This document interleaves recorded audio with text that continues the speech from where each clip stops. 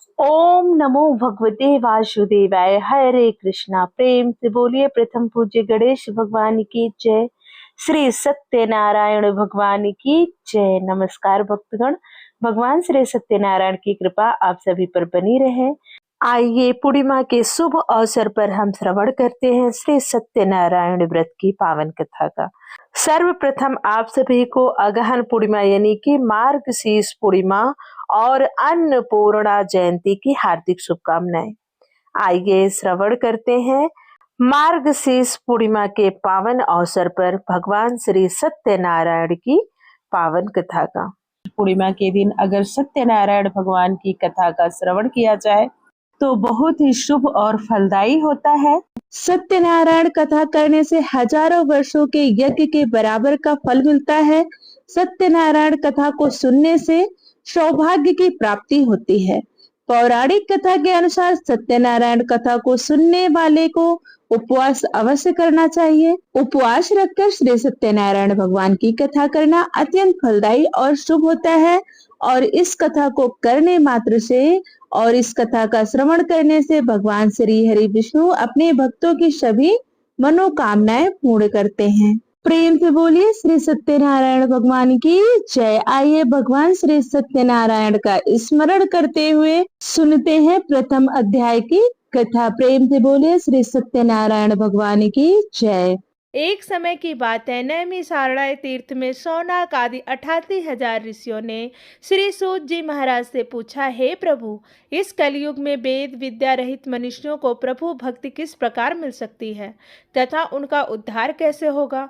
हे मुनि श्रेष्ठ, कोई ऐसा तप बतलाइए जिससे थोड़े समय में ही पुण्य मिले और मनवांछित फल भी मिल जाए। इस प्रकार की कथा सुनने की हम इच्छा रखते हैं। हे वैष्णवों में पूज्य, आप सभी ने प्राणियों के हित की बात पूछी है, इसलिए मैं एक ऐसे श्रेष्ठ व्रत को आप लोगों को बताऊंगा जिसे नारद जी ने लक्ष्मी नारायण जी से पूछा था और लक्ष्मीपति ने मुनि श्रेष्ठ नारद जी से कहा था। आप इसे ध्यान से सुनिए और इसका श्रवण कीजिए। एक समय की बात है, योगी राज नारद जी दूसरों के हित की इच्छा के लिए अनेकों लोकों में घूमते हुए मृत्युलोक में आ पहुंचे। यहाँ उन्होंने अनेक योनियों में जन्मे प्रायः सभी मनुष्यों को अपने कर्मों द्वारा अनेक दुखों से पीड़ित देखा।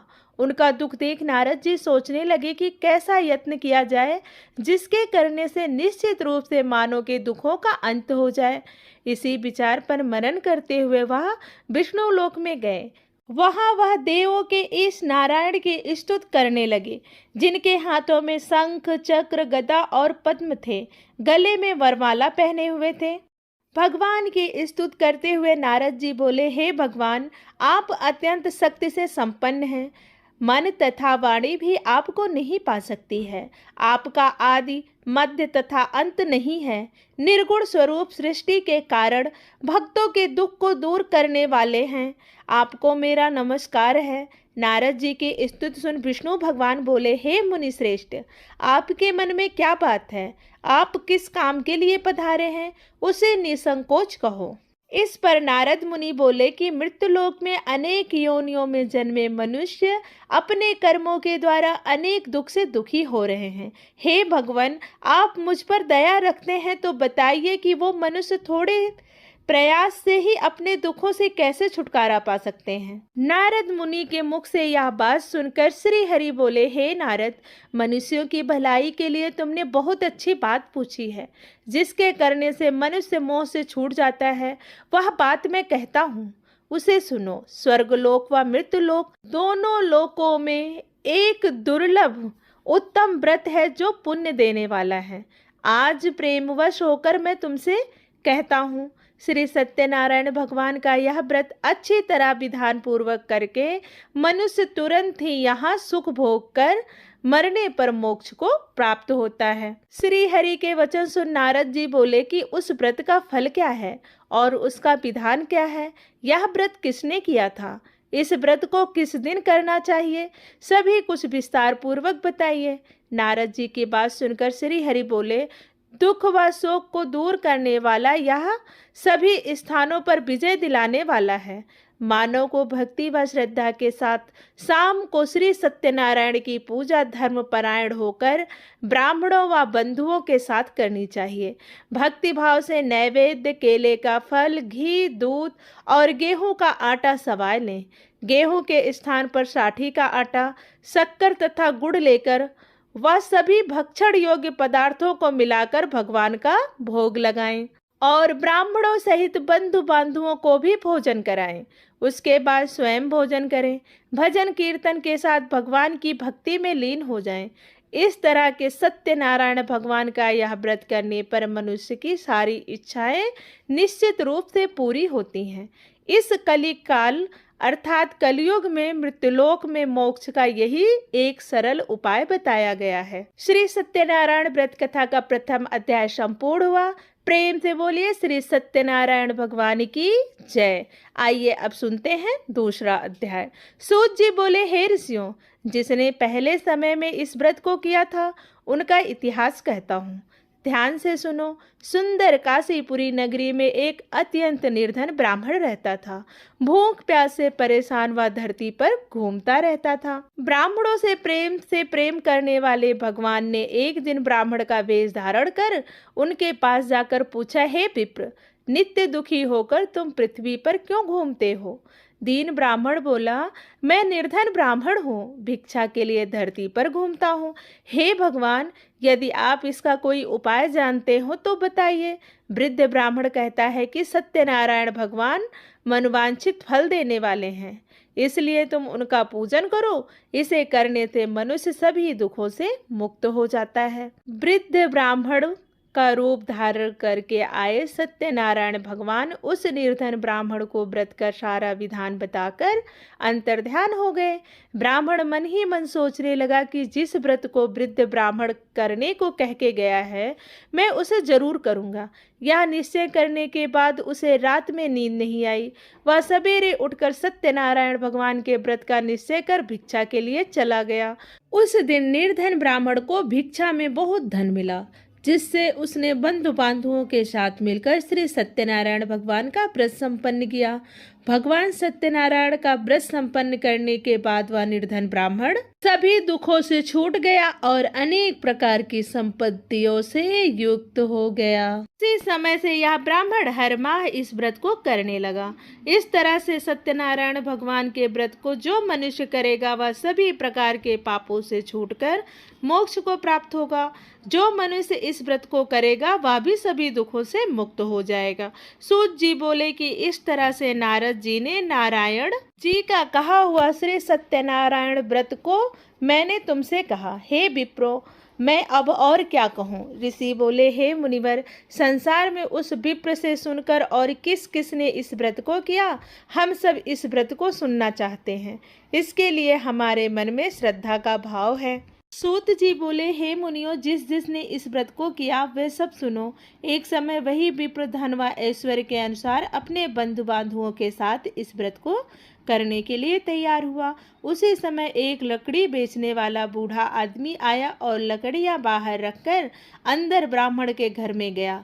प्यास से दुखी हुआ लकड़हारा उनको व्रत करते देख विप्र को नमस्कार कर पूछने लगा, आप यह क्या कर रहे हैं? तो उन्होंने बताया कि व्रत कर रहा हूँ।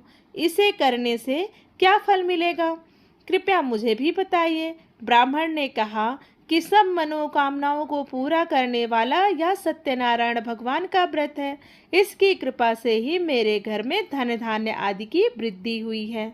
विप्र से सत्यनारायण व्रत के बारे में जानकर लकड़हारा बहुत प्रसन्न हुआ। चरणामृत लेकर वह प्रसाद खाने के बाद वह अपने घर आ गया। लकड़हारे ने अपने मन में संकल्प किया कि आज लकड़ी बेचने से जो धन मिलेगा उसे से श्री सत्यनारायण भगवान का उत्तम व्रत करूंगा। मन में इस विचार को लेकर बूढ़ा आदमी सिर पर लकड़ियां रख उस नगर में बेचने गया जहां धनी लोग ज्यादा रहते थे। उस नगर में उसे अपनी लकड़ियों का दाम पहले से 4 गुना अधिक प्राप्त हुआ। बूढ़ा प्रसन्नता के साथ दाम लेकर केले, शक्कर, घी, दूध, दही और गेहूं का आटा ले और सत्यनारायण भगवान के व्रत की अन्य सामग्रियां लेकर अपने घर गया वहां उसने अपने बंधु बांधुओं को बुलाकर विधि विधान से श्री सत्यनारायण भगवान का पूजन और व्रत किया। इस व्रत के प्रभाव से वह बूढ़ा लकड़हारा धन पुत्र आदि से युक्त होकर संसार में समस्त सुख भोग कर अंत में बैकुंठ धाम को चला गया। श्री सत्यनारायण व्रत कथा का दूसरा अध्याय संपूर्ण हुआ। प्रेम से बोलिए श्री सत्यनारायण भगवान की जय। सूत जी बोले, हे श्रेष्ठ मुनियों, अब आगे की कथा कहता हूँ। पहले समय में उल्का मुख नाम का एक बुद्धिमान राजा था। वह सत्यवक्ता और जितेंद्रिय था। प्रतिदिन देव स्थानों पर जाता और निर्धनों को धन देकर उनके कष्ट दूर करता था। उसकी पत्नी कमल के समान मुख वाली तथा सती साध्वी थी। भद्रशिला नदी के तट पर उन दोनों ने श्री सत्यनारायण भगवान का व्रत किया। उसी समय साधु नाम का एक वैश्य आया। उसके पास व्यापार करने के लिए बहुत सा धन भी था। राजा को व्रत करते हुए देख वह विनय के साथ पूछने लगा, हे राजन, भक्ति भाव से पूर्ण होकर आप यह क्या कर रहे हैं? मैं सुनने की इच्छा रखता हूँ, तो आप मुझे बताइए। तब राजा बोले, हे साधु, अपने बंधु बांधुओं के साथ पुत्र आदि की प्राप्ति करने के लिए एक महाशक्तिमान श्री सत्यनारायण भगवान का व्रत व पूजन कर रहा हूँ। राजा के वचन सुन साधु आदर से बोला, हे राजन, मुझे इस व्रत का सारा विधान कहिए। आपके कथन अनुसार मैं भी इस व्रत को करूँगा। मेरी भी संतान नहीं है और इस व्रत को करने से निश्चित रूप से मुझे भी संतान की प्राप्ति होगी। तब राजा ने व्रत का सारा विधान सुनाया। राजा से सारा व्रत विधान सुनकर व्यापार से निवृत्त हो वह अपने घर को गया और घर पहुंचकर साधु वैश्य ने अपनी पत्नी को संतान देने वाले इस व्रत का वर्णन कह सुनाया और कहा कि जब मेरी संतान होगी तब मैं इस व्रत को करूंगा। साधु ने इस तरह के वचन अपनी पत्नी लीलावती से कहे। एक दिन लीलावती पति के साथ आनंदित हो सांसारिक धर्म से प्रवृत्त होकर सत्यनारायण भगवान की कृपा से गर्भवती हो गई।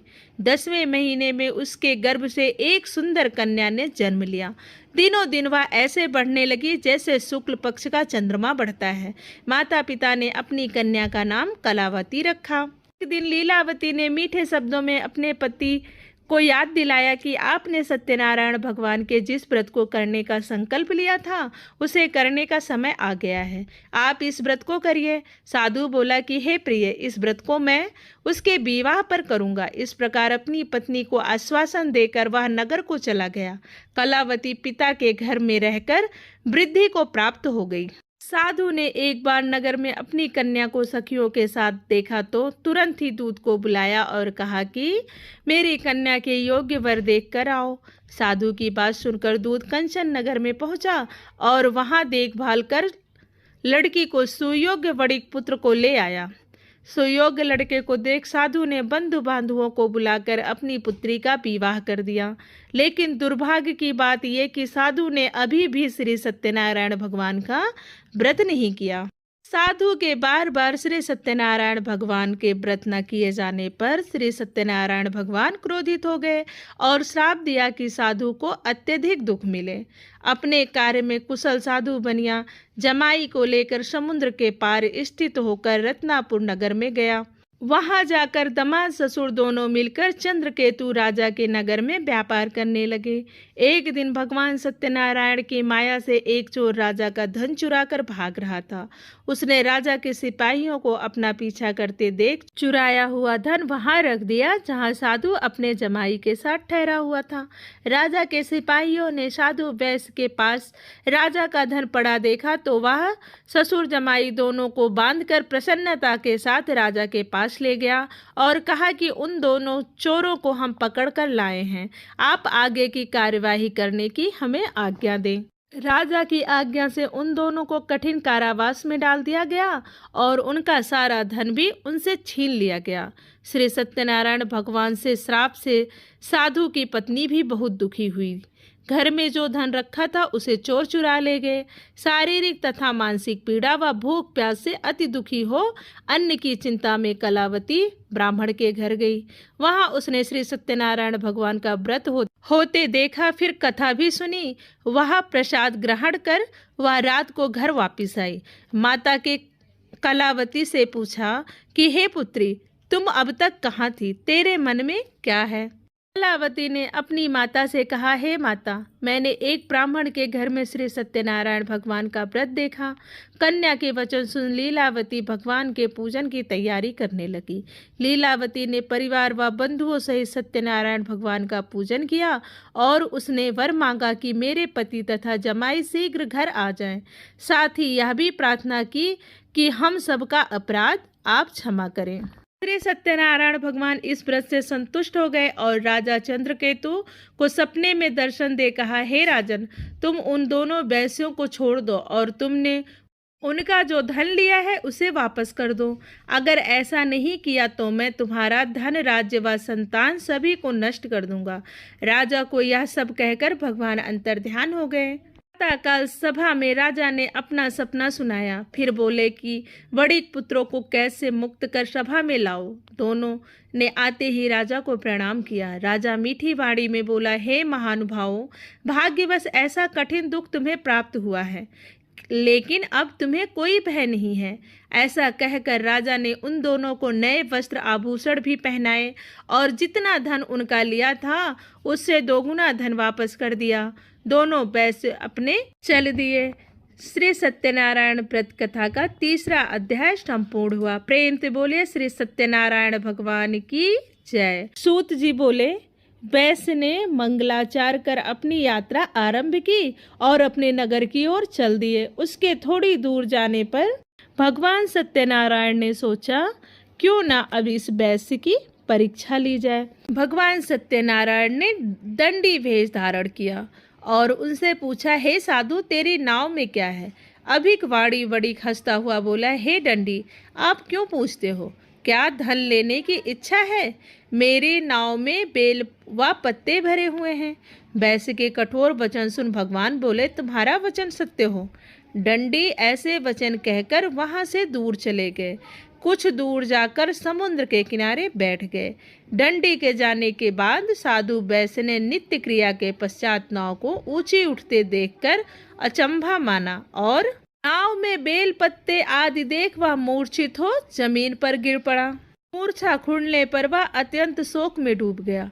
तब उसका दामाद बोला कि आप शोक न मनाएं, यह दंडी का शाप है, इसलिए हमें उनकी शरण में जाना चाहिए, तभी हमारी मनोकामना पूरी होगी।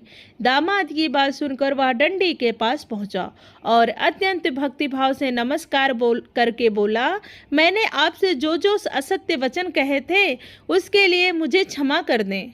ऐसा कहकर वह महान शोकातुर हो रोने लगा। तब दंडी भगवान बोले, हे बड़ी पुत्र, मेरी आज्ञा से बार बार तुम्हें दुख प्राप्त हुआ है। तू मेरी पूजा से विमुख हुआ है। साधु बोला, हे भगवान, आपकी माया से ब्रह्मा आदि देवता भी आपके रूप को नहीं जानते, तब मैं अज्ञानी कैसे जान सकता हूँ? आप प्रसन्न होइए। अब मैं सामर्थ्य के अनुसार आपकी पूजा करूँगा। मेरी रक्षा करो और पहले के समान नौका में धन भर दो। तो वैश्य के भक्ति पूर्वक वचन सुनकर भगवान प्रसन्न हो गए और उसकी इच्छा अनुसार वरदान देकर अंतर्ध्यान हो गए। ससुर जमाई जब नाव पर आए तो नाव धन से भरी हुई थी। फिर वहीं पर अपने साथियों के साथ सत्यनारायण भगवान का पूजन किया। अपने नगर को पूजन करके चल दिए। जब नगर के नज़दीक पहुँचे तो दूत को घर पर खबर करने के लिए भेज दिया। दूत साधु की पत्नी को प्रणाम करके कहता है कि मालिक अपने दामाद सहित नगर के निकट आ गए हैं।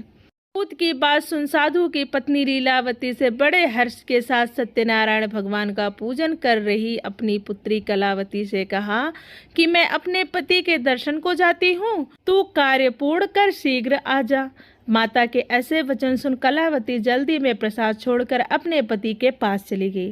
प्रसाद की अवज्ञा के कारण श्री सत्यनारायण भगवान रुष्ट हो गए और नाव सहित उसके पति को पानी में डुबो दिया।